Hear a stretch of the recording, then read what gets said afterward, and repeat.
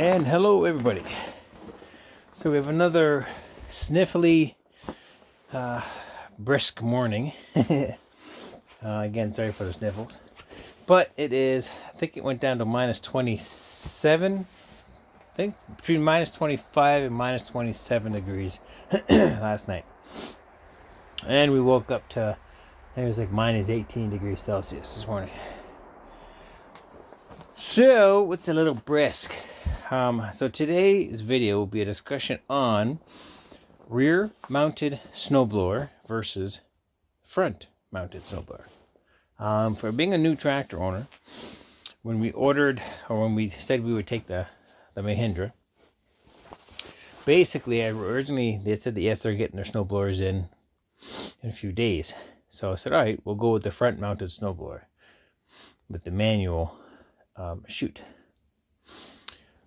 Everything was good, and about throughout the day and evening, I ended up calling the dealership back the next morning and said, you know what, change it to the rear mounted.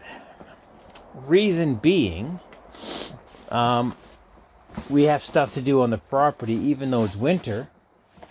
So again, I'm in my little shelter here, so it's out of the wind, which is nice.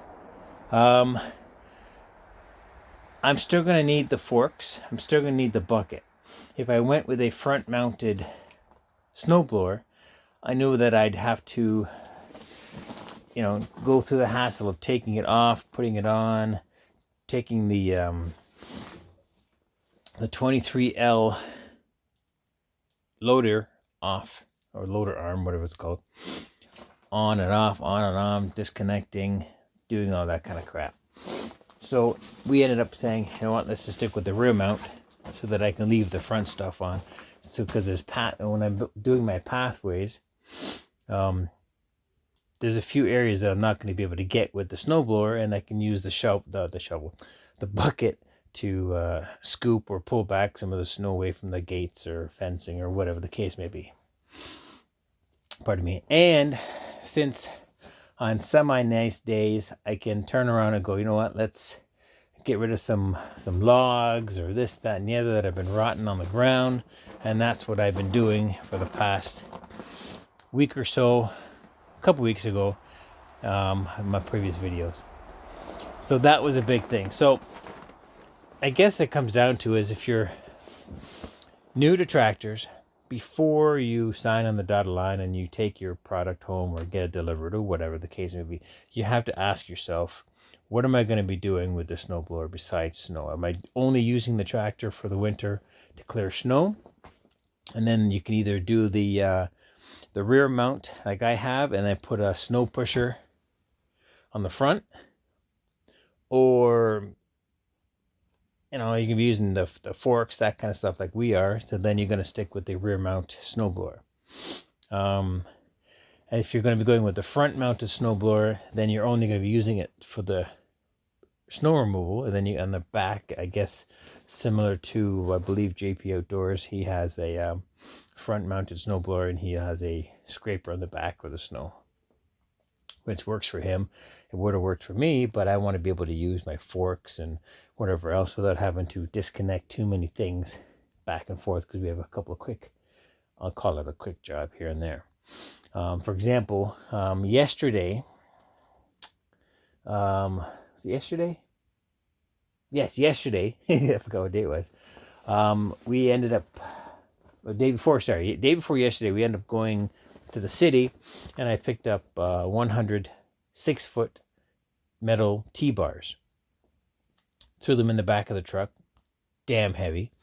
Left them, and then so yesterday pulled the tractor out, threw them on a pallet, and so forth. So again, doing stuff like that, having the front snowblower for me would have sucked, because I would have had to disconnect the full front snowblower, reconnect everything to get the forks and this, that, and the other. So again, that's why we went with the rear snowblower. So if you're deciding or trying to decide on a new tractor, and you're new to tractors like we are, because we're learning every day, and thanks to some of the YouTube gents for helping us with some questions and this, that, and the other. Got the old chains on there. Every day's a learning experience. I'm learning something different when it's, you know, through somebody else or the subscribers and stuff like that, which is nice.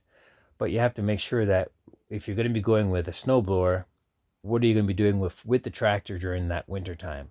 Is it just snow removal? Then you can go with the front blower with a rear scraper or whatever the case may be, or rear mount with the front pusher, and then you can skid steer attach if you're not John Deere, because then you can put on your forks pretty quick, or your bucket if you're doing something. If you have a mild day and you got to do something else on the property, then you're off to the races.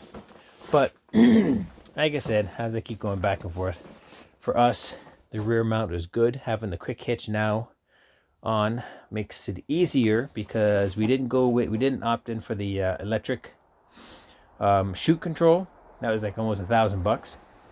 I'll figure something out for next year.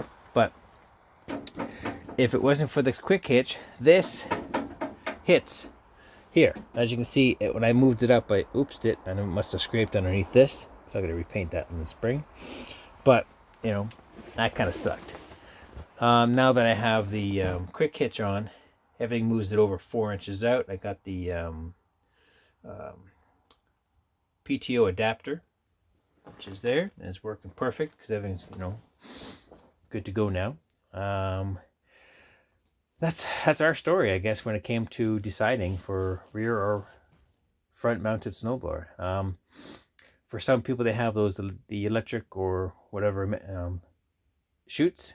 It's great, but for Canada, for Ontario anyways, I believe they want 800 and change for that, plus taxes and everything else. So I'll just kind of figure it out. Just do it by hand, and it's not like a lot, but pathways. There's one path here, kind of thing, that goes to the back of the property, and then there's an actual pathway that goes onto this one. For the animals, trying to get to them and stuff, having this makes it a lot easier. When we had the John Deere,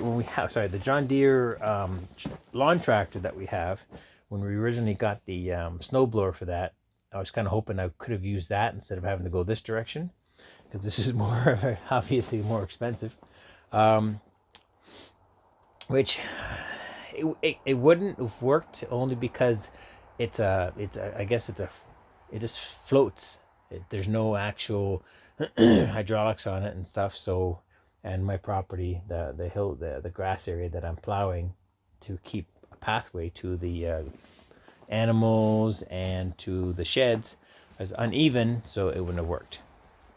So that's why we were going to go with a front mount snowblower. But I'm babbling on here. So besides that, hope everybody's doing well. And for those that have, that have the snowblowers on the front or the back, if you want to leave comments in to see what made you go with your choice, whether it be the front or the rear mount, and your experiences with a positive or negative making that decision, and if you regret making those decisions, leave a comment in. I'm sure whomever's reading the comments may benefit from an experience, positive or negative, that you had, and we can share the information and help each other. All right, so be safe.